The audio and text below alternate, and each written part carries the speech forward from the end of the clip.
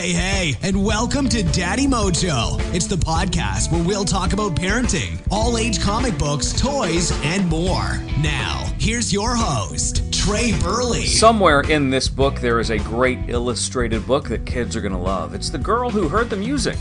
How one pianist and 85,000 bottles and cans brought new hope to an island.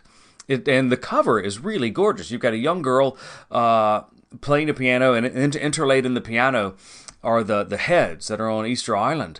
And it's really gorgeous. It's going to draw some people in. But the story in the book itself has too many strands. The first part of the story is about the titular pianist, Mahani Teeve. She's also one of the co-authors, and she is a legit prodigy. She could play anything and everything from the young age, and the moment she sat down at the piano and saw the music, boom, she could do almost anything on a piano. The problem was that she lived on Easter Island. Not really a problem, but there weren't any pianos on the island. So that's a problem if you're a pianist.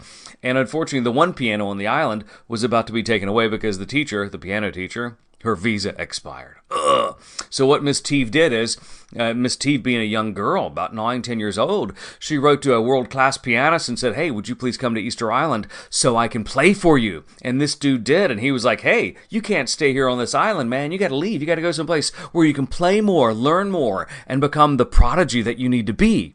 And that's the first half of the book. The second half of the book concentrates on Miss Teeve's return to the island when she's a young adult. She's conquered the world of the piano world, but unfortunately the garbage around Easter Island is starting to pile up. Kind of bums her out. She doesn't like it. So what she and some friends on the island do is they collect 85,000 bottles and cans, and they build a school for music and arts. And that's great. But you're not sure what the conflict is in the book now, because The Girl Who Heard the Music is the conflict about the girl and her quest to become a piano maestro, or is the quest about cleaning up Easter Island from its garbage, or it could be about making this school out of garbage. And yeah, the book's kind of all over the place for us. Some kids are going to love it because they're going to see the heads that are on Easter Island and say, I love this place, and I play the piano, and I don't like garbage in the ocean, so this is my jam.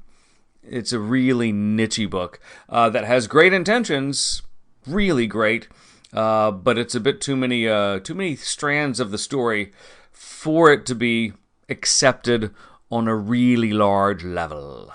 It's The Girl Who Heard the Music. Thanks for listening to Daddy Mojo. Be sure to tune in next time. For more information on any of the things we talked about today, just check out the website, daddymojo.net, or hit us up at Daddy Mojo on social media.